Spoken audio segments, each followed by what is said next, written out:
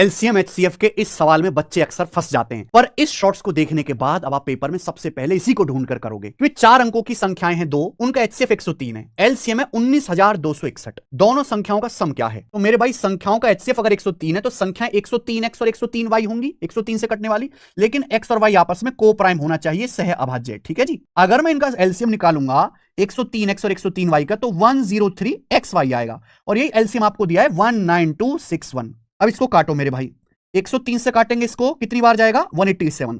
यानी कि x और y ऐसे दो सहभाज्य नंबर है जिनकी गुणा करके 187 आ रहा है। या तो भैया या तो 1 गुणा 187 होगा, या फिर ये 11 गुणा 17 होगा। लेकिन यहां बोला है कि दोनों संख्याएं 4 अंकों की होनी चाहिए। अगर मैंने पहला केस माना x की जगह 1 रखा, y की जगह 187, तो संख्या 4 अंकों की नहीं आएंगी। यानी कि ये केस होगा, अगर मैं x की जगह 11 है, 103 गुणा 11 और दूसरी संख्या आएगी 103 गुणा 17, ये दोनों ही 4 अंकों की है, और इनका सम आएगा जी 103 गुणा 28, यानी कि 2884। ये आपका आंसर है, बी ऑप्शन। ये आप करके दिखाओ सही सही।